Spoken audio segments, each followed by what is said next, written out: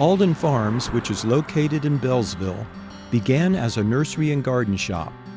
But after 25 years of operating it, owner David Therriault decided to focus full-time on the artistic side of his landscape work, sculpture. His love of raw material, shape, texture, and design has resulted in the 3-acre sculpture garden at Alden Farms and a well-respected art business. All of them are stone. Some have metal or glass included, but it's different stones. It's all recycled material, so it's either granite or limestone, sandstone, a marble, old building parts or mock-ups that were, discarded.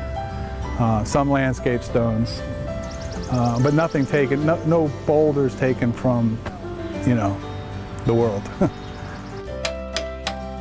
The thing you want to express comes as a black and white in my head, and then I find the stone that will accept that, and it changes as you're working on it, so you're never really quite sure what it's going to be. They're for splitting rock. You'll drill holes, and then you'll drive this down through the hole, and it'll actually pop. It's all hand tools, but some of them are electric, some are pneumatic.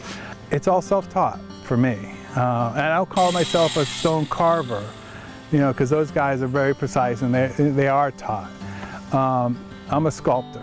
The design process is kind of personal, so it has to fit my style. That's granite, yeah. Reused countertop, basically. Yeah.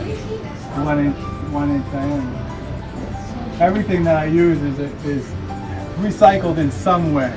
We've driven by here a million times on our way in and out of Poolsville, and I've always appreciated the sculptures. I've seen pictures of his work, and I knew he changed from just selling plants to now he's mostly doing sculpture.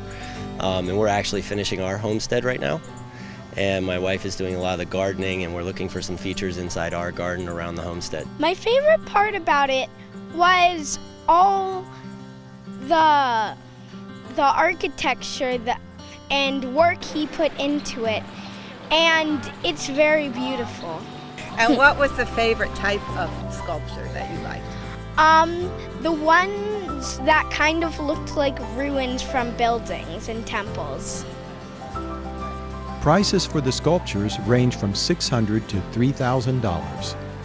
I have them in different states, but they're all in gardens or homes. Some of my smaller pieces are inside pieces. Most of them end up in gardens throughout the country. This is the dairy barn, the old dairy barn that was here when the house was a farm, and we converted it. I built the walls and stuff, but it's where I house my smaller pieces, indoor pieces, but they can go outdoors also, but they're just in smaller size. These are great, but when they sell, I gotta work. I gotta go move them. We also have some of the other artists from the studio tour. So it's just a nice place to come in and browse.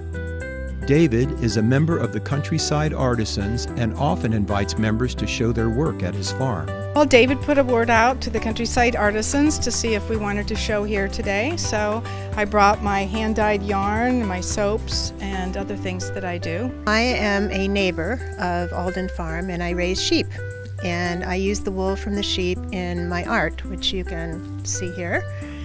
Most of it is done with wool and silk, and you use soap and water and some agitation in the process, which causes the wool to migrate through the weave of the silk. And a lot of us are on farms, and we just like making art and inspired by the countryside. The whole idea of the property was to get people to come out and enjoy just chilling out a little bit and enjoying the countryside.